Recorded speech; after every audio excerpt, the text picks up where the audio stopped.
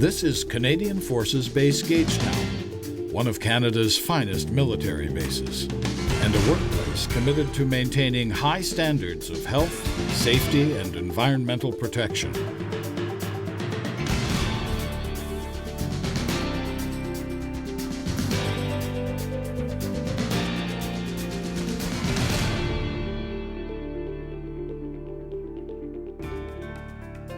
With more than 3,700 military personnel and 700 full-time civilian employees, the size and location of the base mean that our activities have the potential to impact our environment and workplace, as well as those of our neighbors. This variety of activities also produces high volumes of waste and consumes vast amounts of energy, primarily from non-renewable resources. In the past year alone, the base has produced over 2,000 tons of solid waste, 170,000 liters of waste oil, 9,000 used oil filters, 18,000 kilograms of tires, and 70 metric tons of hazardous waste. Because of the variety of activities that occur within the confines of CFB Gagetown, there is a potential for the use of many hazardous materials. A lack of knowledge about these hazardous materials can result in decreased workplace safety and increased health and maintenance costs. Hazardous materials refers to any material that can endanger human health and well-being, harm the environment, or damage equipment if not handled properly. Some examples of hazmat are poisons, corrosive agents, combustible and flammable substances, compressed gases, and oxidizing materials. These materials can be easily identified in a number of ways: by Workplace Hazardous Materials Information System (WHMIS) symbols, by transportation of dangerous goods plaque cards, and by consumer product labels. The Base Environmental Management System manages all environmental and hazardous materials issues. All unit members apply this system through proper training and individual awareness. Federal legislation and various provincial legislations designed to protect human health and the environment apply to all personnel at CFB Gagetown, both military and civilian.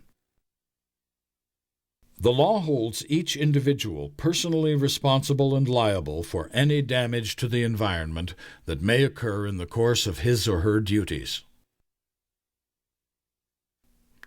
Concern for the present and future welfare of our physical environment is an official policy of the Department of National Defense, as stated in its Sustainable Development Strategy. In SDS, DND commits to decreasing the impacts from the use of hazardous materials and to minimizing pollution and other human impacts on the environment through responsible environmental stewardship. For example, to reduce greenhouse gas emissions, the base has converted from oil for heating to natural gas. Priorities such as waste reduction, recycling, resource conservation, and pollution prevention, particularly in the handling of hazardous materials, all help to protect human health and the environment, and they also make sound economic sense for CFB Gagetown. Electricity and clean water, for example, are expensive to produce.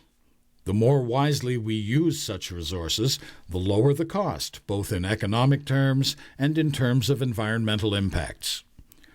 To conserve water, individuals are encouraged to report any leaking taps and fixtures for prompt repair, and to be aware of unnecessary waste of water.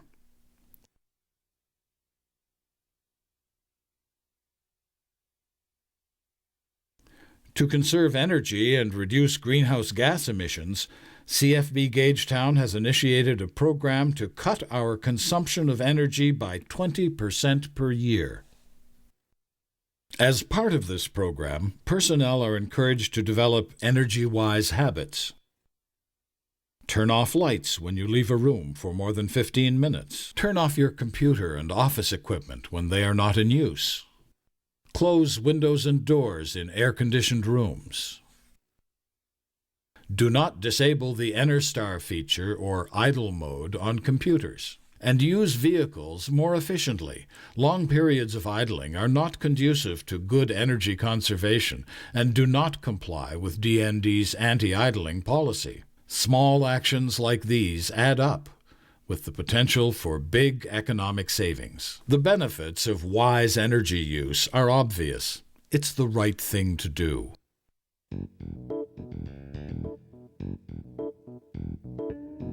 In accordance with the federal halocarbon regulations and the LEMS directive, DND is required to maintain all records pertaining to halocarbons for 5 years. The Halocarbon Management System, HMS, is a national database designed to assist units in the management of all equipment and cylinders containing a halocarbon in buildings and in vehicles. This password-protected system provides all units with an inventory module, as required by law, to track all halocarbon use. In addition, the HMS database supports service log records, equipment movement and/or decommissioning notices, leak testing, technician records, and release reporting. In accordance with Environmental Directive ED 4003-05 and Standing Order SO 10.4.3, before purchasing or disposing of equipment containing a halocarbon, units must contact their base halocarbon administrator. The halocarbon administrator for CFB Gagetown is the 3ASG Engineer Branch Mechanical Shop at Local 2445. Vehicle systems and cylinders are the responsibility of an individual unit's halocarbon administrator. Solid waste that is created on base in the course of normal activities also carries a considerable cost. An effort must be made to maximize all opportunities to reduce, reuse, or recycle our consumable materials and packaging. Recycling is central to the waste reduction initiative at CFB Gagetown, with recycling opportunities ranging from office supplies to automotive parts. The key to successful recycling is to separate the different materials and to keep them free from contamination by any other material or substance. All office paper is collected in blue or gray boxes for recycling. Large wheeled blue bins are provided for emptying these boxes, and this is the individual responsibility of each person on base, not the cleaners. Blue bins are picked up on Fridays from large volume centers. Lower volumes of paper are collected on an on-call basis through the environmental cell. All blue bins should be brought to the ground floor of your building on recycling day.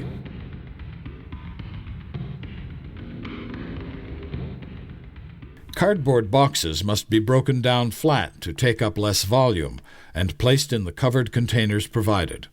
At no time should any other kind of waste be placed in these containers.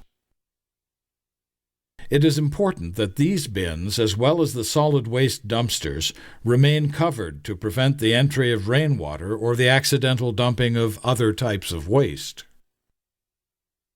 Cardboard that is wet, soiled, or contaminated with other materials cannot be recycled. Dumpsters with wet cardboard hold more than twice their weight in water, which in turn is unnecessarily landfilled at extra cost. It is the responsibility of the unit to clean up bins once it's been identified that other waste is present.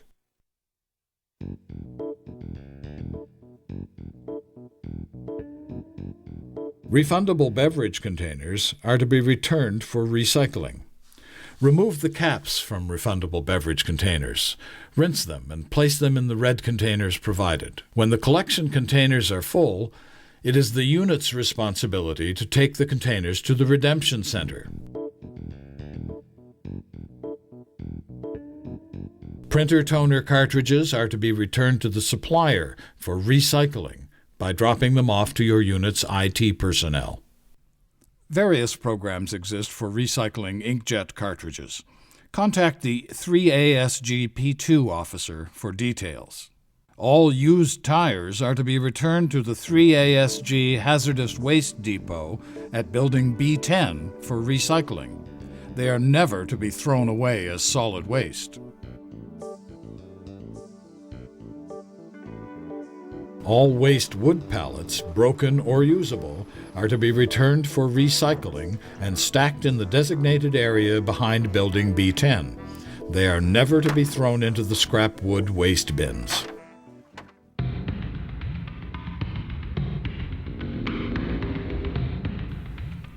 All scrap metal is recycled from the base. However, certain items such as road wheels are sent to contractors for retreading. Other military equipment may require demilitarization before being placed in scrap metal bins. Scrap metal bins are not to be used for disposing of hazardous materials such as jerry cans, oil filters, compressed gas cylinders, equipment containing a halocarbon such as an air conditioning unit or refrigerator, and other hazardous waste.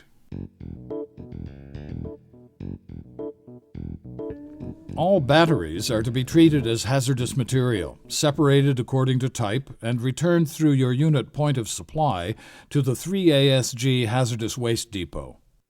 Lithium batteries are to be sealed in a dry plastic bag and placed in a labeled cardboard container for return to hazmat disposal. Units are not to discharge lithium batteries prior to disposal. Automotive batteries must be completely discharged and wires placed across the terminals for safe disposal. Waste oil can be recycled in the sense that it can be reprocessed for use as fuel in heating systems. However, waste oil can only be recycled if it has not been contaminated with other substances, such as antifreeze or even simply rainwater. Waste oil is to be dumped in Myers tanks for storage. Ensure the Myers tanks are kept covered against snow and rain. Beyond the issue of contamination, there is the additional problem that any water allowed to enter the tank will freeze at the bottom in winter, eliminating the ability to pump the tank. Units must ensure that screens are kept free of debris, such as garbage and oil filters. All contaminated waste oil and waste oil products, such as hydraulic fluid, are to be collected in a labeled 45-gallon drum and properly disposed of through the appropriate contractor.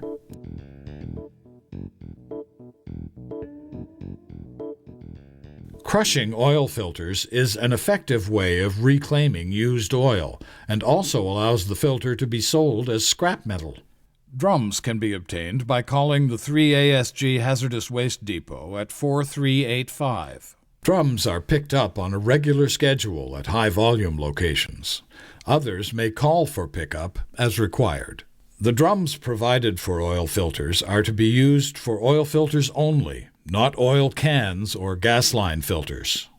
Again, the key to successfully turning waste into a recyclable resource is to keep the hazardous waste materials separated.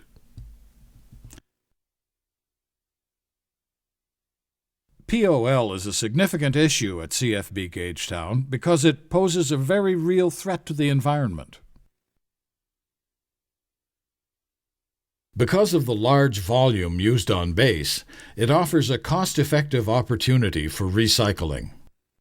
Call the environmental cell with questions regarding all recycling initiatives. CFB Gagetown Standing Orders 10.4.2, 10.4.3, and 10.4.4 contain procedures for the safe handling of all hazardous substances to protect both human health and the environment. For example, any vehicles that will remain stationary for more than 24 hours or vehicles that are known leakers are required to use flexible drip pans. If vehicles are stationary for more than a week, they must be covered in order to restrict rainfall entering into the vehicles. Vehicles must be washed indoors only at Building K60 or outdoors at the wash station by range control. Detergents are not permitted at the indoor or outdoor tank wash facilities. Unit lines are not to be used for washing of vehicles, as the infrastructure is not designed to handle the volumes of oil and mud that are released. The discharge of oil or oily water into drains is strictly prohibited. All units must have published emergency response plans, and all unit members should be aware of how to action this plan in case of a spill. Any accidental oil spills, or spills of other hazardous materials, must be immediately reported to the fire hall at 2106, contained and cleaned up. When the fire hall is contacted without delay, additional resources can be put on standby immediately in case a unit requires assistance. Be prepared to provide your name, unit, location, product spilled, and the amount. This will enable the duty platoon chief and environmental staff to make proper informed decisions. If in doubt, check your vehicle emergency response pamphlet or your unit spill plan. For small spills, use a small amount of absorbent material and move it around with a broom to soak up spills. Inefficient use of absorbents also becomes an additional expense to units. Ensure that all waste absorbent is cleaned up immediately after use. DND's policy for hazmat life cycle management means effectively that any individual who purchases a hazardous material product is responsible for ensuring its safe handling, storage, use, and its ultimate disposal in a way that will not harm humans or the environment. By using greener alternatives, that is, products that do not require a material safety data sheet, you can eliminate handling, storage, and disposal concerns, and in the end, save money. All units in contact with hazmat must ensure that personnel are properly trained in hazmat handling, use, storage, and disposal to the degree required by their contact with hazmat. This would include WMIS and TDG training. A hazardous material management plan must be maintained by all units as part of their overall environmental management plan. This includes the requirement for each unit to have a trained hazmat coordinator. The Hazardous Material Reference Application, HMRA, is a national database designed to assist units in the management of hazardous materials. This password-protected system provides all units with an inventory module as well as a resource for material safety data sheets.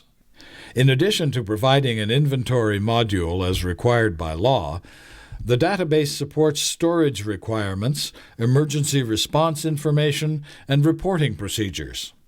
It also provides greener alternatives to many hazardous materials in use today.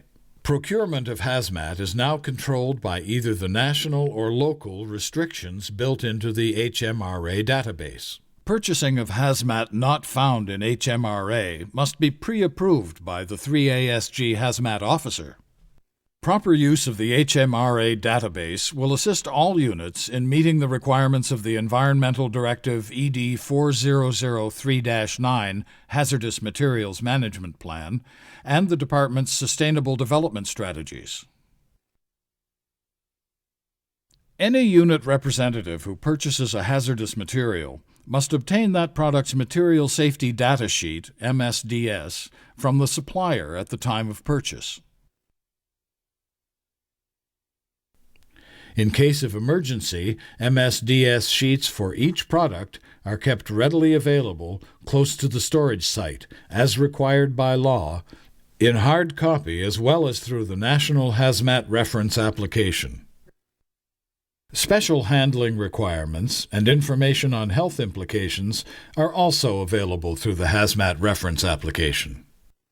All hazardous materials must be stored in designated secure locations, lockers, and outside sheds, and are stored according to the compatibility chart. It is vital to ensure that only those products that can safely be stored together are stored in the same location. The safe disposal of hazardous materials is controlled through the 3ASG Hazardous Waste Depot at buildings B10 and B59. Hazmat disposal sites at each unit must be kept separate from hazmat storage. Spill containment measures must be in place, and all containers kept closed and protected from rain. Environmental awareness and protection are the responsibility of all who work or train at the base, including civilian employees, regular and reserve forces, and visiting troops. For more information on environmental protection issues in Garrison, refer to the CFB Gagetown SO 10.4.1 Environmental Protection, as well as SO 10.4.2 Hazardous Materials Management, SO 10.4.3 Halocarbon Management System, and SO 10.4.4 Emergency Response. Inevitably, spills and releases will occur in the course of normal activities, but it is the personal and legal responsibility of every individual on the base to minimize any harm by knowing how to react and reacting appropriately. By ensuring that workplace safety and environmental stewardship are built into all of our daily activities, we can better protect the health and safety of all who work at CFB Gagetown, and meet our current operational needs without compromising those of future generations.